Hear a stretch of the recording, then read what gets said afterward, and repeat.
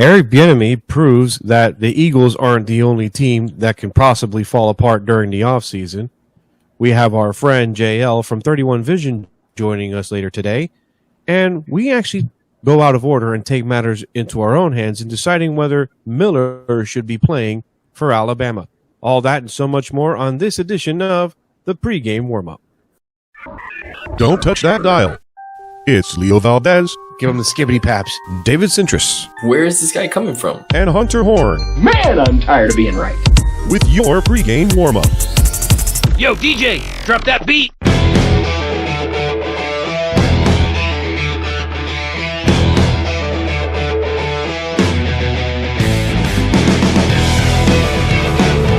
right, and welcome back to another week of your PreGame Warmup.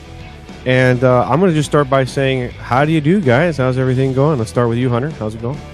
It's going well, Leo. You know, another day, another dollar. How about you, Dave? How's everything doing? What's up, my brothers? Glad to be back. Everything is going great down here in Miami. Oh, nice and warm. I'm glad you could bring some of that warm weather up here. It feels good now. We don't have to hide from the winter. I'm bringing the tropical vibes onto PGW. Oh, yeah. Spring is definitely around the corner. Mm-hmm. Good times. All right, so let's get started with things getting hot. Eric Bienieme, the offensive coordinator for the Kansas City Chiefs, has taken a job at Washington, and that job was for a head coaching position that, well, he kind of wanted, and Kansas City really didn't look like it was going to be promising it to him. I know, Hunter, you're going to cover this later on the woodshed, but if you can shed a little light on the matter, just give us a little bit more information on it. Well, in case you weren't aware, Eric Bienieme, he is the offensive coordinator for the Kansas City Chiefs, was the offensive coordinator for the Kansas City Chiefs. He has moved along to the Washington Commanders. So he jumped from the number one offense in the league to the 31st offense in the league to, I guess, prove a point that, you know, he's not being carried by Andy Reid, that he can coach an offense, turn around an offense, build a top 10 offense on his own, and then prove he's ready to call plays and be a head coach somewhere. Later on, I definitely want to go over whether or not the Chiefs should have let him walk or not. But, you know, right now, I think I want to kick this over to Dave and ask him his opinion on the matter. I mean, I don't know if it was the right move, right? But, I mean, kind of just to shoulder off of what you were saying there, Hunter. I mean, he hasn't gotten much credit, right? Everything has been going towards Andy Reid pretty much, even though he had pretty much all the rights. I mean, according to Andy Reid, of course. Eric Bienieme had most of the play calling duties this year. Sure, he stepped in every so often, but he said that he had the most, authority in play calling. So, and we saw what they did. I mean, their offense was ranked number one, almost all across the board, top five in almost every major category: points scored, yards, pass, efficiency, touchdown, red zone percentage. Like, they were top five in all the major categories. I mean, obviously you have Patrick Mahomes, but I mean, a lot was made that Tyreek Hill went to the Dolphins, right? So, there was going to be a big drop off. I mean, he was very creative and found a lot of ways for Kansas City to be successful. But Washington, that's a steep climb. I mean, we're talking about Taylor Heineke, I guess, at quarterback, Leo, because that's kind of your division. So, that's kind of tough to kind of bring that type of. I can tell you that maybe he can do something with the Commanders. However, the problem with the Commanders is actually the same problem they have in Dallas, and that's ownership. And right now, ownership is in contention because Dan Snyder, I hate to say this, probably hired Bienieme to avoid what is going on right now. He is involved in scandal with some emails that he has said in the past where he has said some very scandalous things. So I think that this hire was probably maybe one of the best decisions he's made because he's getting the right guy for the job. Honestly, he's getting a good caliber head coach.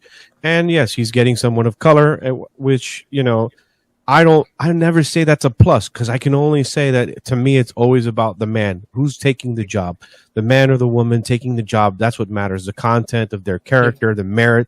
And Bienieme, to me, he's earned it. And that's why, I guess, why Hunter's just as mad at Kansas City for just letting someone like that slip through the cracks. I'm going to ask this question to Hunter. Because this is your guy, and you love him very much. You're saying that this is the GOAT. What's going to happen to Patrick Mahomes? Well, what's going to happen to Patrick Mahomes is what happened the last year, 2 years, every time they said, "Oh, what's going to happen?" And Patrick Mahomes just produces better numbers. He's a phenom. I really don't think they've figured out his number yet. If you can't stop him when he's got a high ankle sprain, you can't stop him when he's healthy. You can't stop him when he doesn't have receivers. You can't stop him when he doesn't have running backs. He doesn't even have the best O-line, and he still gets the job done. To be honest with you, I really don't know, aside from when Andy leaves, because that's the play caller, and a lot of these plays are designed for Patrick Mahomes.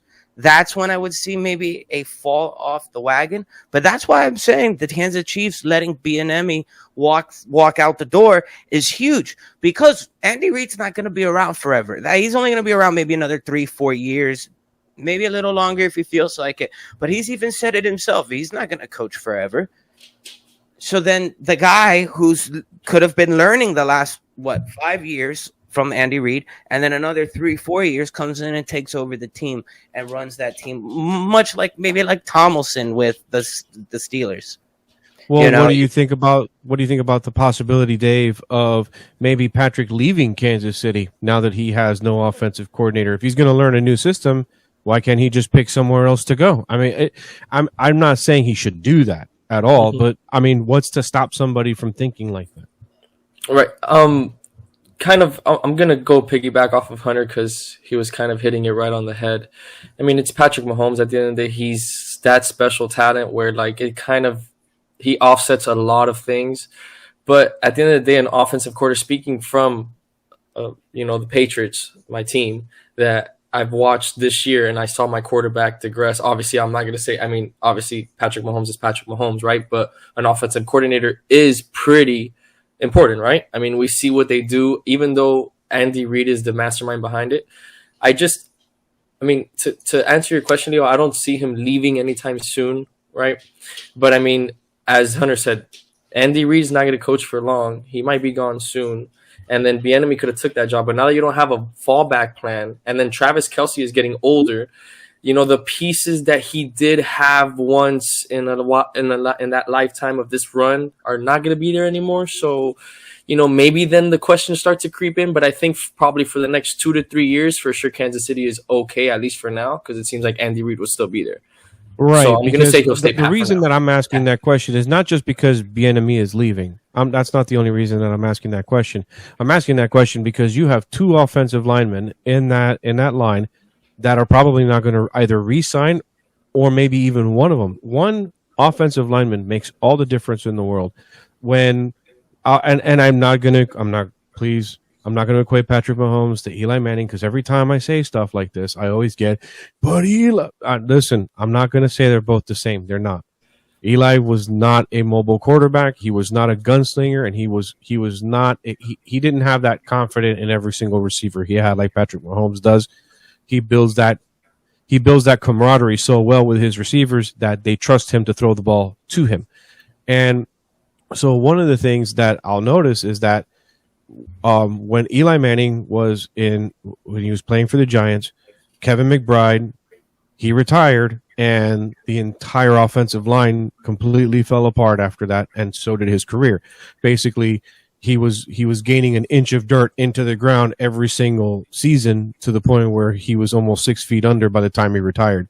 So to say that Patrick is probably going to be looking at his options, I don't think it's completely far-fetched, but I would say this season is probably going to be one of those make-or-break seasons on whether or not he stays in Kansas City. At least that's what I can defer, because when your offensive line changes, when your offensive coordinator changes, maybe your mind changes, I'm not saying that he's not going to be loyal to Kansas City, but at the same time, for somebody who wants to have longevity in the league, he's got to start thinking about himself. Hunter? Well, I agree with that, but it's not so much. Patrick Mahomes' longevity will be wherever Patrick Mahomes, I guess, decides he wants to go. But it seems this fit with Andy Reid is his best fit because of the offense that Andy Reid runs. Right. Andy Reid wants to run that highlighted everything through Patrick Mahomes. That whole offense is set up by Patrick Mahomes. The pre-play snap counts, the pre-play decisions, everything's, where are you going to see this guy at? Where are you going to, when you go to snap the ball, if the linebacker jumps up forward 4 yards. You're going to go with it here. You're going to go with it there. Right. It's a very similar system that Donovan McNabb ran when he played for Philadelphia and Andy Reid was his coach. So, yes, I agree with that concept as well. So I would say, yeah, maybe Andy Reid would be that deciding factor. But you said he's going to retire in 2 or 3 years. He's not going to coach forever. But I think Patrick Mahomes almost embodies that style. So what I'm saying is I think almost like, and I'm going to get chastised for this right now by Big Dave. But I feel like Patrick Mahomes is almost stepping into that Brady era where it's, okay, if Patrick Mahomes leaves the Eagles and he leaves Andy Reid, or Andy Reid leaves Patrick Mahomes leaves the Chiefs and Andy Reid leaves the Chiefs, Patrick Mahomes then, wherever he goes or wherever he decides to play, he decides the playing style like Tom Brady. It's not so much is he going to fit into our system? It's how can we make this system work with Patrick Mahomes in it? All right, and Dave, sorry, any rebuttal to that? To get out. So, I mean, you guys are both kind of on the head. I mean, you guys were nailing all the points needed to be said about Pat. I mean, he's a phenomenal talent. So at the end of the day, it's just going to come down to what Pat wants to do. Does he want to retire with that one franchise, which very so often does that happen because really no great quarterback obviously has retired with that same team, and we can go back decades and decades and decades, and they've ended up on a different team because certain things happen. So I can definitely, Dan Marino, I mean, Joe Montana, I mean, Steve Young, I mean, the list goes on and on. Peyton Manning, Tom Brady, it just goes on and on and on and on. So, I mean, it's just going to come down to what the Kansas City Chiefs have to offer when that time comes that Andy Reid steps away, because I'm pretty sure Travis Kelce might step away before Andy Reid. He's already 32. Tight ends don't usually last too long in the NFL. So that's when it'll get really dicey, because without that star tight end, we already saw what happens. I mean, once you have that big target in the middle and you lose him, Brady to Gronk, it's a different story. You don't have that blanket. You don't have your surefire, that supreme confidence and click. So that's when it's going to get interesting. Like you guys said, about 3 years we'll see exactly where they're at, and if Kansas City's going to be able to hold on to Mahomes, or if he's going to walk and see another jersey. And I'm all for that. I mean, being in the AFC, I mean, I'm all for that. Bold prediction here, though. Tua's going to learn some judo, and he's going to slam the league on its head next year. Oh, okay. Well, I hope so. But I think that I've given this prediction between the three of us. We've heard. I don't think Patrick Mahomes is long for the league. When your offensive line falls apart, your quarterback becomes the hunted. And it's history. Running quarterbacks don't have a long life expectancy. But that's me. That's my opinion. I know I know not everybody holds to that. And I do believe in the anomaly. And that's why I believe that I could be wrong. But I'm just saying, I'm pointing out something obvious, but as obvious as it is, someone could always defy those odds. Yep. If Russell Wilson wasn't still in the league, I might agree with you. But again, those are those anomalies. So yeah, I like I said, even after this year with Denver, he's still alive. And I mean, he took a licking this year. The point is to get some help for the quarterback, protect him at all costs. Right. And that's, I think if Mahomes really wants to be that greatest of all time, because Russell Wilson, a lot could be said, but he's not the greatest of all time. And for Patrick Mahomes to hold to that, I think they do need to protect their investment. They need to really do more for him. Yep. Fun fact real quick before we go to break, guys. Did you know that Russell Wilson has more bathrooms in his house than touchdowns last season? Wow, what's the number on this? Can I get some number? He has 12 bathrooms, and I believe he had 10 touchdowns. Oh, Broncos fans, you better hope Sean Payton is coming with his magical dust. That's right. Yeah, talk about big changes happening in the AFC West. All right, well, with that, we're going to go ahead, take a quick break, and we'll be right back with your pregame warm-up.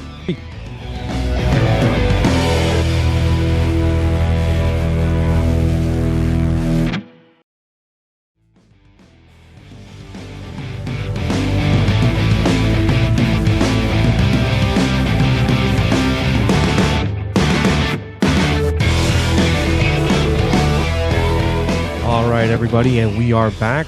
we had the official PGW Instagram giveaway. And Dave, we have a winner. Yeah, we finally have a winner after a couple weeks, of people tagging 3 people that they had to do, repost the story that we had. After 2 long weeks, we finally came to a winner. I just want to thank everybody that participated in this giveaway. This is not the last. It's the first, but it's not the last. We're going to have plenty more.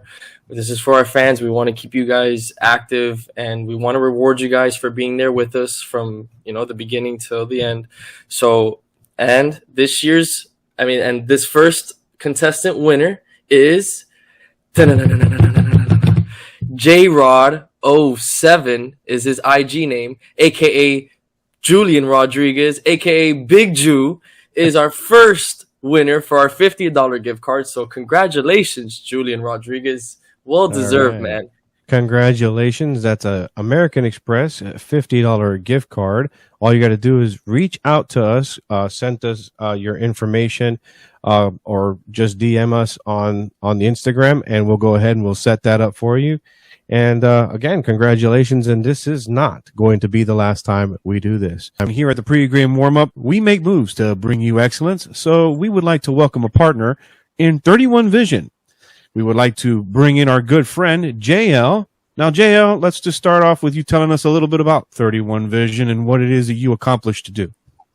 Well, first of all, just thanks for having me, guys. I appreciate you giving me the platform to promote our nonprofit. So 31 Vision is a nonprofit organization here based in Miami, and we established in 2018, and we're pretty much trying to help high school athletes find their dream school.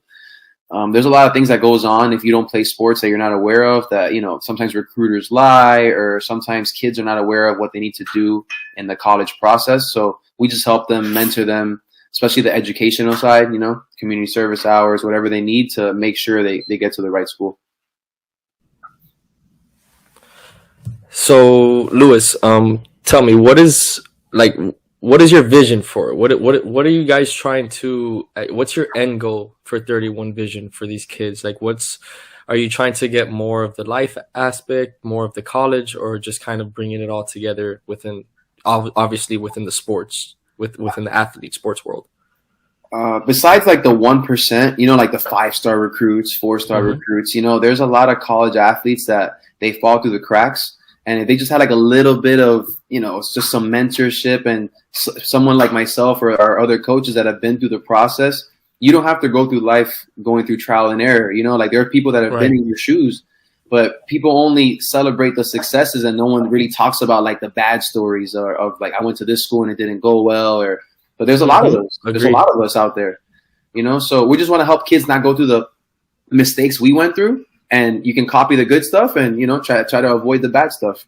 So, here at PGW, we do have a little bit of some connections up there. So, if possible, we can expand it at some point and kind of bring some coaches along or something, and they can kind of, give you some insight. You can kind of give some of their kids insight. Maybe you guys, something can come along where, you can have speeches or something for the kids, little events like that as well. Because kind of Leo said, rural areas do get overlooked. And I believe there's this one recruit over there, right, that you guys had mentioned about. What was his name? Peters? Yes. That is, there's a young man here. He is currently a junior at Sneads High School. He plays basketball and football, but I believe he totaled over 2,000 yards on the ground alone. His name is Jason Patterson. He is, I think he's actually being scouted by Georgia Tech and a few other D2 schools. But man, I'd really like to get him out and really getting into a school. It's not to say that Georgia Tech is a bad school. Yeah, but it's Georgia Tech, a tough conference. But I believe that if other schools can see him as well, if he had that, I'm absolutely sure. Can you imagine if he was in Miami doing that? Running 2,000 yards in Miami? You got Miami, you've got other, no offense. I think Tampa or something, you know what I mean? Up in Clemson. So, there are a lot of, you got guys, I'll say it like this, like Derrick Henry came from a rural area out in Central Florida. Now, I'm not saying this kid is like Derrick Henry, but I think that young men like this young man here, Jason Patterson, I believe that he's being overlooked just because of the area. If not for that, then I believe a lot more people would be looking at him. And I have a question. Is his team like mediocre or bad? Oh no, they just didn't. They lost in the regional, which was right before the state final. Yeah, right before. Usually when a team is successful, they went undefeated in the regular season. Oh, so yeah, if a team is successful, like he should be getting more looks. So sticking on football, Lewis, I wanted to ask you. The offseason just arrived. We saw the Chiefs winning another Super Bowl. We saw Patrick Mahomes hoisting the Lombardi again. So just wanted to get your take. What do you think is going to be the most scouted position this offseason, seeing how successful offenses and quarterbacks have been in the postseason? It's hard to say anything besides quarterback, man. It's the most important position in football, It's hard to – there's 32 teams in the league. I feel like probably half of them want a quarterback, They're willing to upgrade it. They can find a little something over here. I would agree. The Dolphins included, I feel like if they can land somebody, they'll snatch them. Quarterback is extremely important.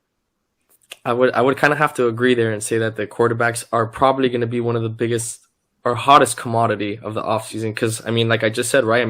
We just saw Patrick Mahomes hoisting the Lombardi, and, we already know how that team rolls. That team rolls as he rolls.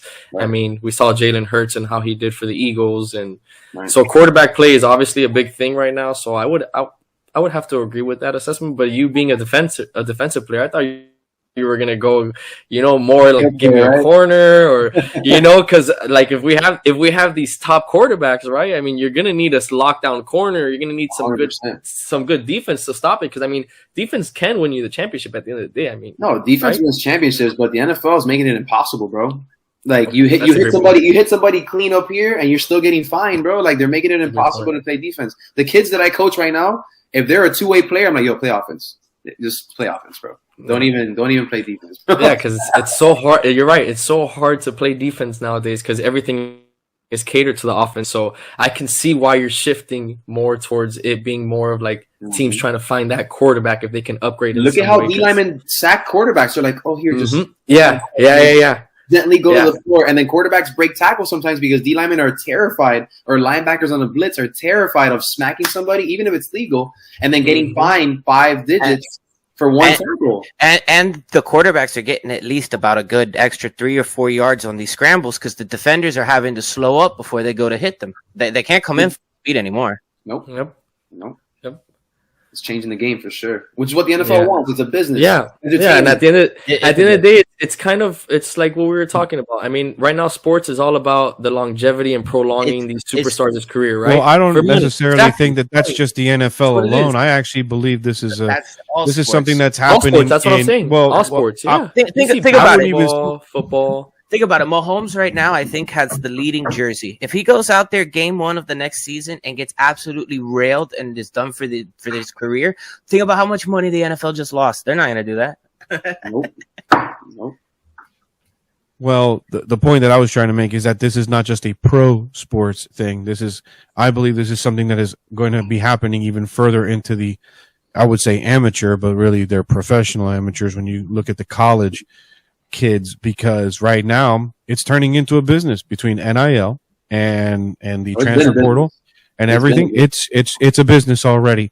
So I believe it's a business that's going to extend almost into being a freshman in college. You have to start thinking about your prospective business as who you are as a person, because and I think that's why when you open the scouting pool to start including everyone, and you put everybody from everywhere, and you start putting them into there, then you're going to start realizing that what's it really going to take to be that talent that's going to last long? Because it's in the end, it's always going to be a question of longevity.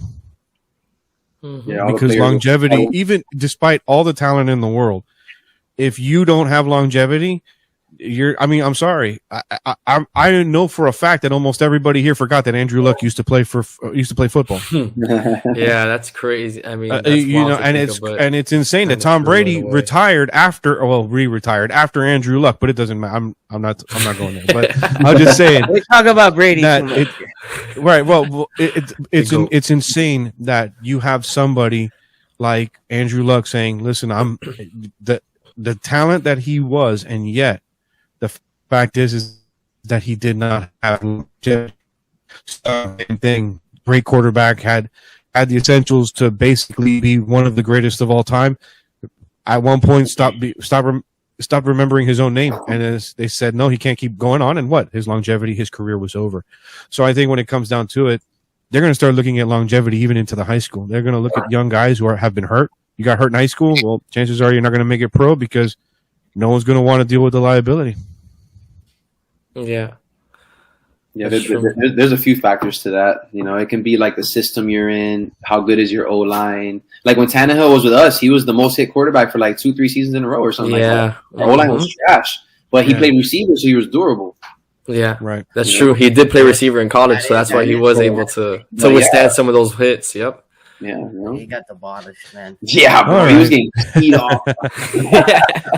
Well, we're going to go ahead and tap this segment to a close, and just thank you, JL, for bringing in your idea to us. We really hope to continue this relationship, and if anything, we'll always be in contact, and we'll be reaching out to you. We announced our winner for the official PGW Instagram giveaway, so that's again JRod07. JRod07, Julian Rodriguez, aka Big Ju. That's right. And so JRod07, just go ahead, reach out to us, DM us on Instagram, and we'll go ahead and get you that Amex $50 gift card. All right. We've got more coming up. We're going to talk a little bit about the NBA, the All-Star break, and we're heading for that home stretch run for the playoffs. All that and more on your pregame warm-up.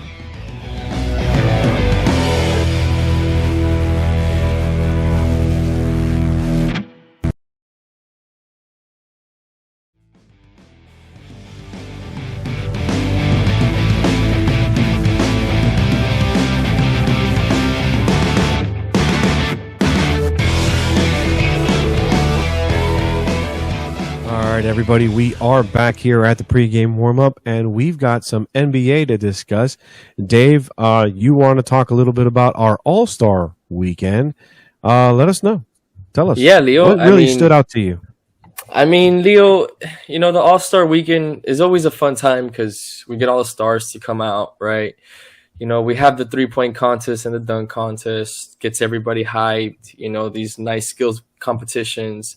It's always a fun weekend. You get to see all the stars perform and whatnot. But we know that there was things missing, but we finally got some good All-Star weekend. I mean, for the most part, I know the game wasn't all that great, but I mean, we had some fun three-point contest. We saw Damian Lillard just kind of go outrageous and do his Dame time celebration, win the three-point contest. So salute to Damian Lillard on winning that. You know, and also all the other participants actually shot the ball really well. So it was highly entertaining. We had people hitting about 20-something points a round, which is very high as opposed to how much points you can score. You can score about 35, and you're having 20, 25 point rounds. So it was an exciting three-point contest. I'll tell you that much. Damian Lillard came through. My prediction came through. I picked him to win. If you guys saw DDL, you guys saw that my pick for the three-point contest was Damian Lillard. Dame time came through. So it was fun. Also, sticking to my DDLs. Now we're talking about it, you know. I did also say Mac McClung. How about that, Hunter? Did you not see the performance that Mac McClung put on? I mean, oh, it was amazing. And the fact that, like, he probably had stuff, you know, still hidden away in the bag for just in case. It makes me it makes me shudder for next year's dunk already. It really does. It really does. Because he had some nice dunks, but they were nice dunks because of how bad the dunk contest has been the last year. Exactly. You know, but I mean, if you look up this guy and you look at like what he does in the gym, just messing around, it makes you wonder about what he's going to bring next year. It really does. He's been doing this since high school. So I've been seeing this since high school. But that's why I knew I've seen him do it. I mean, the other dunkers that they chose, like you said, I mean, the dunk contest was kind of dying down. Like the last exciting one that we had was like Aaron Gordon and Zach LaVine. Oh yeah, they put exactly. on absolute fireworks that night, but it's been dying down. Are we gonna blame the stars because the stars don't like to do it? Like John Morant said, what did he say, Hunter? He said he was like, he got on Twitter. He's like, if I get 1 billion likes on this, I'll compete in the dunk contest. It's like, dude, you've been gifted by God to already compete in this competition that like 99.9% of the people on the planet Earth can't do. Like, and now you still need extra to compete in it. I don't know. I don't get it. Him and Zion, they both got famous off dunking, right? So I mean, like, you know what? I have nothing against it because if they want to be like that, then we'll let Mac McClung come in and put his high school jersey on and save the day. How about that seven? It wasn't a 720 because he didn't get 2 spins around. He got a spin and a half, almost spin and a half inch. Yeah, but that's still impressive at 5'10" to almost hit a 720. Listen, and to jump over somebody, touch the backboard and windmill it reverse. Like, I like what they say. They say white men can't jump, but white men can fly. Oh, he definitely proved that one wrong. He flew. White men fly. And sticking to the All-Star game and All-Star weekend, the All-Star game, they're gonna have to give some extra incentives to these NBA players because I mean these NBA stars contracts right now, they make so much money that if they don't really have an incentive, you could do all this creative stuff. Like this year, they stood on stage and picked teams like an old school playground, park game, and they were just picking teams, which was pretty cool, right? It's a difference, but like they don't have really anything to play for. They're not winning. Well, and it's like, kind of a screw you to practice too, because it's kind of like, well, you guys don't need to practice a little beforehand. No, they're just gonna. They're headed out to Victoria Park to play a quick game of basketball. That just shows that they're like in scramble mode to try to get something good out of the NBA All-Star game. I mean, they like I said, they have to do some incentive. Come on, NBA, you guys make way too much money now. Like, let's give some extra incentives in the All-Star game if you guys want to keep that All-Star game alive. Like, every player gets $1 million. Like, you guys can afford to give away, I don't know, I think it's 15 men in each roster. You guys can afford to give away $15 million. Oh, yeah. Come on. Like make it exciting, Like, if not, we're going to have just a dead All-Star weekend, and that's not what we want. Come on, NBA, let's get it together. Exactly, Dave. It's not just incentives to get them to play, but incentives to get them to play well, because that's what we're really missing. Yep. Growing up, the Pro Bowl, the All-Star games in both hockey and in basketball, these guys were trying. They left it all out on the line. It meant something to win this game. Now it's like, well, that's what I'm saying. They make too much money. I got too much money riding on the line. It's like, come on, man, play.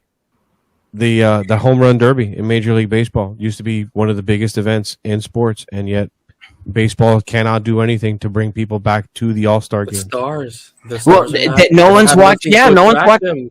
They make so much money, Leo. They make $30, $40, $50 million. All these superstars, right? I know, and they're getting like 20-year contracts now. Yeah, so it's like, why am I going to go and play and maybe like get hurt? You'll never know. Like for one night, like no, my checks are worth more than a one night thing. So it's and that's understandable. But as we shore things up, one thing we can always be sure of is that when All-Star break is over, that means the playoff run is happening in the NBA. So, Dave, who do you have right now? So, I mean, it's getting dicey right now, Leo. You're pretty much looking at every team is about 20, I would say anywhere from 22 to 27, 28 games left within the season. So, this is that last push for the playoffs. And to be honest, things are a little bit shaky, especially in the West. I mean, right now you have the Warriors not really in the playoffs because they're at the 9th seed, and then you have the Lakers at the 13th seed, which if you want to ask me, those are two teams that I feel like will creep into the top 8 to make the playoffs. So now my question comes, so if those two are going to go in, which two would be out? Is it which teams are going to run out of gas? Is it the Kings? They've had a great season. What about will they run out of gas? In the East, the Heat are a few games away from being in 6th, 5th. So they're kind of in the bubble of the play-in, but I think that with this addition of Kevin Love, great addition because that's what they needed. They needed a big that can space the floor, get some rebounds, a vet experience, has won a championship. He fits the Heat, and I think that was a great pickup for them, and Cody Zeller. So I think that they have a chance to make some noise, Hunter. I think they'll make the playoffs for sure, maybe top 5. And sticking on the NBA real quick, I just want to bring up to you guys real quick, and I'll let you guys respond real quick, just process. The next few years, aside from that Wembanyama guy, right, there's really no prospects available to the NBA that are really worth talking about other than Bronny, LeBron's son, who's expected to go to the Magic next year. What are the chances, Dave? What are the chances, Dave, that LeBron's either in Orlando or somehow Orlando's trading their 10th round pick to the Lakers? Well, if he's being mentioned as a top pick in next year's draft, Hunter, then yeah, there's definitely some talent not really being out there that's eye-catching after Wemby this year because, I mean, let's be honest, it's more of the name thing, right? We covered that before. It's more of like, I'm not saying that the kid doesn't have any talent or doesn't have any promise because he's got some nice size, he's got some good skill, he can shoot, he can pass the ball, he's kind of long, he's athletic too, but let's be real, the name holds weight, right? I mean, James, right? So I wouldn't see LeBron going to play for the Orlando Magic, Hunter, if that's what you're gonna ask me. I would probably see somehow, some way, him trying to maneuver it to having his son end up on the Lakers somehow, some way. Well, I'll just say, some way. Nobody ever thought Michael Jordan would play for the Wizards. That's very true. That's a great point there. That's a great point. That's a great point. But at the end of the day, he did own the Wizards, so it's kind of similar. He owned the Wizards, so he was like, you know what, let me play for them. And now LeBron's like, my son's there, so I guess let me just go to Orlando. I'll be at Disneyland a little bit. What a better script than LeBron going to Orlando and him and his son bringing Orlando their first title. That would be something, but very far-fetched there with that Orlando Magic team. There, Hunter. Oh yeah, no. I know it's Disney World, but let's not live too far into fantasy land. The fantasy land is too much. I think that when it comes I've seen the scripts. I've seen enough in the NBA. The Detroit Lions are beating the Chiefs next year in the Super Bowl too. Oh, yeah, 44, but hold on. 44. What was it? It was 47 to 33. 33. You heard it here. Bold prediction. Okay. So now let's get off the Disney World fantasy tour and let's talk real turkey, because I think I've lived long enough to witness enough in basketball that there were always slumps when it comes to all-stars in the NBA. Between the Magic Johnson era and the Jordan era, it did get a little quiet. Excuse me. And then I know that a lot of people don't remember, but there was a Laker who was, I think, a lot better as far as a scorer for the Lakers organization, and that was one Kobe Bryant. A lot of people kind of forget the Kobe Shaq era in LA. Even and that's the thing, that eventually that you'll always have times in the league where things are kind of quiet, especially when it comes to all-stars and how many stars there are. Players that get drafted, they might not look like anything now, but in 3-4 years' time, they become household names. They get drafted late, or they get picked up in free agency, and all of a sudden a star is born. I mean, no offense, but who is this guy? He got the 6-man award for the Thunder. He played for the Rockets. James Harden. Exactly. That's true. James Harden was not some guy Heat. who was. Yeah, exactly. These are not guys that are not picked up and all of a sudden have a sudden name recognition like Zion Williams. I think what we really need to do with time is allow these players to develop. That's why I always encourage retirement, because when players develop, all of a sudden stars are born. They don't come straight out of college. No one expected Tom Brady to be who he was, picked in the 6th round, especially after running that 40. Well, Tom Brady will tell you different.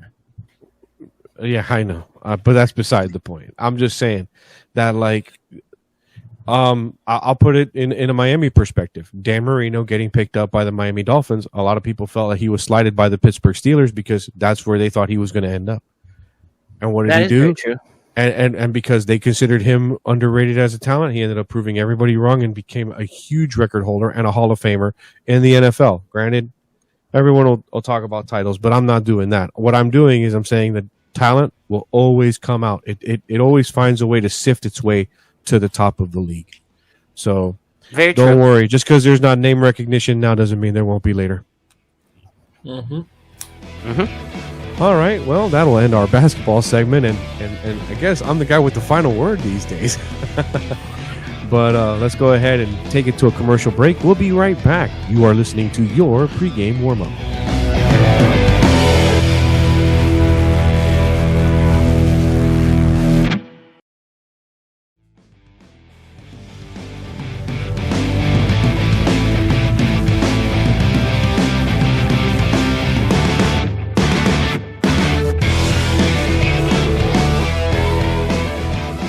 All right, everybody, we're back, and we're going to get a little serious right now. I'm going to be the judge in this case, and you're also going to be the judge on this case as well. Well, I'll be the judge, and you'll be the jury. Dave is going to be a member of the defense, and Hunter's going to bring in the prosecution, so to speak, on this one. As on Tuesday, Tuscaloosa detective Brandon Culpepper testified that Brandon Miller, the point guard out of Alabama, brought now former teammate Darius Miles' gun to him on the night of a shooting death of 23-year-old Jameer Johnny Harris after Miles asked him to do so via text. Miles, who has since been removed from the Crimson Tide men's basketball program, and Michael Lynn Davis faces capital murder charges in the death of Harris, who was shot and killed near campus in the early morning hours of January 15th. Miles admits to providing the gun used in the shooting, according to investigation, but said Davis fired the weapon. Now, Miller was not charged with a crime, and Tuscaloosa Chief Deputy District Attorney Paula White told Alabama.com on Tuesday that there's nothing that they could really charge Miller with. However, there was debate whether or not he should stay on the team and debate whether or not he should even be playing, maybe with a suspension to do something. All right, so a day after this happens, Miller goes on to actually play in the next game against South Carolina, leading them to a 78-76 victory in Columbia Wednesday night. So tell me, I'll start off with Dave. Give me a defense. Why was this a good decision by the Alabama program?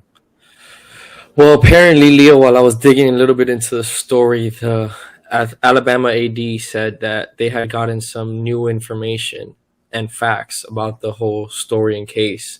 They didn't disclose that type of information, so my formal guess has to be that it wasn't something that, in relation to where Brandon Miller just gave him, the weapon, had no, knowledge or idea, never was texted about it or called about it, because obviously, in investigations, they could phone tap you. They can listen to every single call you've had. They can read every single message you had, no matter if you delete anything off of your phone. It's still there in the cloud, right? Cloud-based 2023. Welcome. So apparently there was no evidence in that sense where, he was in any relation or any knowledge to it. And anyways, in Alabama, I think it was January 15th, January something 2023 this year, they actually just changed the law that you are not, like, if you don't have a license, a concealed license, and you have a gun, you will not, like, it's not a prosecution. It's not illegal anymore. It's actually legal in Alabama now to carry a gun if you don't have a concealed weapon. You can just carry it freely. You don't need a license for it. So right, those are with open all of that, carry laws. right, open carry. So with all of that being said, you cannot, if he had no knowledge, how are we going to blame the kid? Obviously, if somebody's asking you, hey, man, can you buy me a gun and can you bring it, right? And can you bring it to me? I'm obviously going to, hey, what do you need? Whatever, that's my first thought. What do you need this? But maybe he was just like, he felt like he was in trouble. He needed to help a friend or something, and he did it out of that, out of fear, out of him just being pressured and just wanting to help a friend out. So you can't punish the guy for that, especially if he had no knowledge or any of that. It's a tough thing. The kid's 20 years old.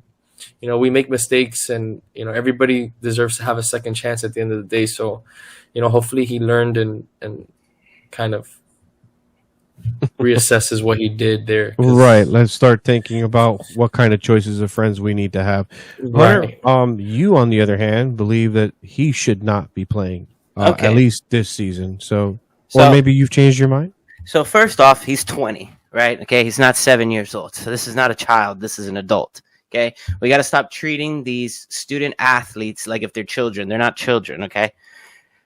As a gun owner and a responsible gun owner, you never do one of two things. You never, one, buy a gun for somebody, and two, you never let someone borrow your guns. Never. They never leave your sight. If your guns leave your house, you travel with them. That's just how it works. I believe that this is more of a case of a moral wrong rather than a legal wrong. Yes, Bradley did nothing legally wrong. He provided a gun to somebody under the tense that he probably didn't think the guy was going to go kill somebody with it. But morally, as a gun owner, you don't provide weapons to anybody under any circumstances. If someone wants to get a gun and they have good intentions, then they should be able to easily acquire one from a gun store. Why would they need you to do that for them? Or why would they need to borrow your gun in the first place? So again, I believe Alabama's dropping the ball on this one. This would be a great opportunity to say, you know what? People need to learn how to properly own guns and how to be responsible gun owners. And even though legally you may not be in trouble, every decision you make has a consequence.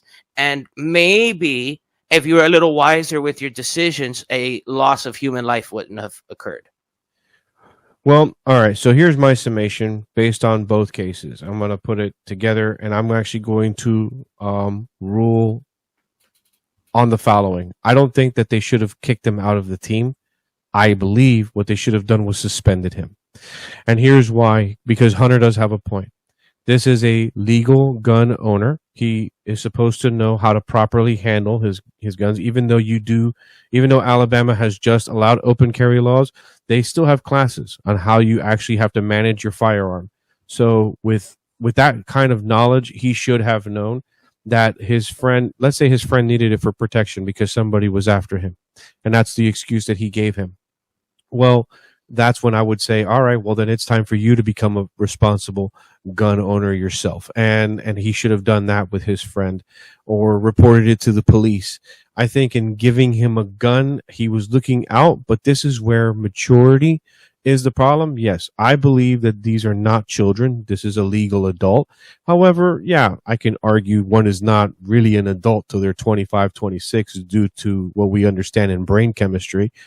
However, I believe that this sign of immaturity should have some form of a punishment. He should be allowed back in next year. He says, listen, you can go, you're going to sit out the rest of the year, and we're going to go ahead and we're going to talk about you coming back next year, because and not revoking his scholarship, letting him continue his education, and that's fine. But there has to be some form of punishment for his lack of maturity in the decision, but that allows a form for him to be restored back, and he learned his lesson. He's not going to lend his firearm out to a buddy. And I think that in doing this and in just letting him play and pretending like he didn't do anything wrong, something like this can happen again because he thinks he's free of liability. So that's my opinion on that matter based on the summation of both of your arguments. What do you think? That's a fair assessment, Leo. That's a good assessment. All right. Well, there I am getting the last word again. All right, guys. You're on a roll today. All right. Well, up next, we are going to have our favorite segment coming right on up. After this word from our sponsors, you are listening to the pregame warm-up. And up next, we'll have the Woodshed.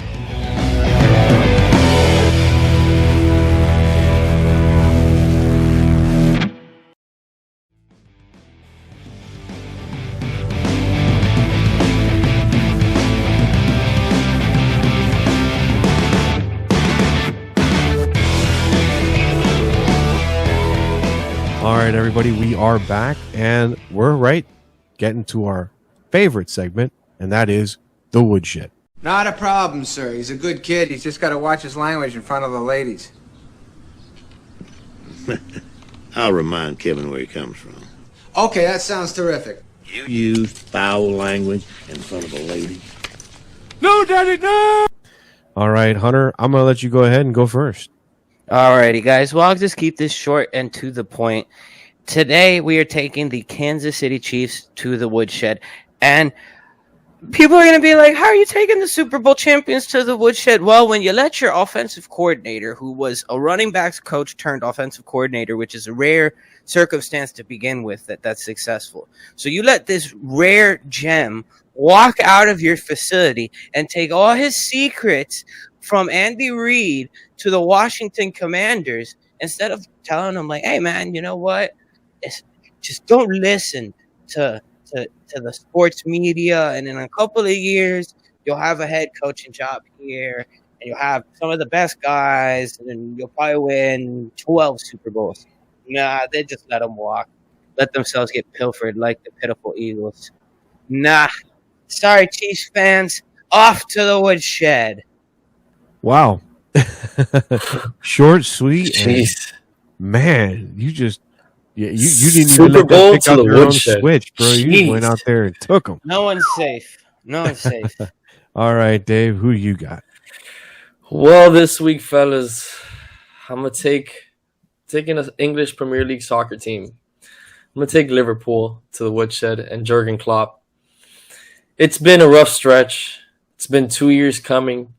You know, the runs have to end at some point. You guys had a phenomenal go for these last 5 years or so. You guys won the Champions League. You've won a couple, 3 Premier League titles. You know, the run has to end. You know, but the way that it's ending, it's just so sad, but so great as a Man United fan, because I get to witness the Reds just fall apart. I mean, you're in the Champions League, round of 16. You go up 2-0 against Real Madrid. Everybody's on top of the world as a Liverpool fan. They think they have this in the bag finally. Real Madrid says, not so fast. They score 5 goals out of nowhere to win 5-2 at Liverpool at Anfield. Now we're talking about, and then after the game, we hear rumblings that Jurgen Klopp might be gone from the club. Come on, Jurgen. Just because now you're starting to lose, this happens everywhere. You start to lose, and all of a sudden the time's getting hard and gets rough. You just packing up and going. Like, and you're rumored to go to like a really good club in PSG. Like, I mean, you just want the superstars everywhere, huh? I mean, come on, let's build something up the right way. Use your young players. Let's establish something. Like, times get rough. Let's not just pack up and go. Come on, Liverpool. As a Man United fan, I'm happy. But come on to the woodshed with you guys, Liverpool. About time. Tired of seeing you guys. All right, I guess we're going to have to show the British how to get to the woodshed. They have the ugliest uniforms, too. They do. All right. So I'll go ahead. I'm going to cap this one off with the NCAA. And here's the thing. For a official body that acts as though it is the moral foundation of all things pure in college, for college athletics, be that as it may, it somehow feels that somehow it's okay in basketball to let teams make decisions, but in football, you want to make decisions. You want to pilfer programs and execute teams and offer out death sentences like it ain't nobody else's business. But when it comes to basketball, even when it comes to baseball, when there's scandal, you're nowhere to be found. The NCAA cannot be found in the entire Miller situation whatsoever. Now, granted, Alabama is handling it. Some of us agree that it's being handled correctly. Some of us agree that maybe something else should be done, maybe a little bit more deserving of what should be done. But here's the thing. The NCAA has decided to play the ghost town all of a sudden. So I'll tell you what, if you can't make a decision on a basketball program, stay the heck away from the football programs too. As a matter of fact, you should just completely dissolve yourselves because it's not like you're doing much anyway. Every decision you make is completely backwards, and everything that you do, somehow everything you plant tends to die. So I'm not looking for you guys for growth, but I'm also not going to let you guys be the moral, upstanding citizens you claim to be when you make decisions that end programs on one side but won't touch others way up on the other side. So as far as I'm concerned, the NCAA to me is an illegitimate organization and belongs in the woodshed. Very well said. I love that. It's about time. We're gonna need a wood motel for the NCAA soon. They need NCAA is just a big money coop all over the place. That's all they do. They do things just for their pockets. That's it. They don't care about anything else. Just flood the pockets, and they just. You're gonna have to get a shiny PS5 for that NCAA football 24 next year, Dave. There you go. All right. Well, everybody, we hope that you all enjoyed yourself. Now, remember, JRod07, Big Jew, remember to go ahead and hit us up on the DMs. And for everybody else, follow us on Instagram at the official PGW. You can also follow us on YouTube at PreGame WP. This is Leo Valdez with Hunter Horn and Dave Sintra saying thank you for joining us. This has been your PreGame Warmup.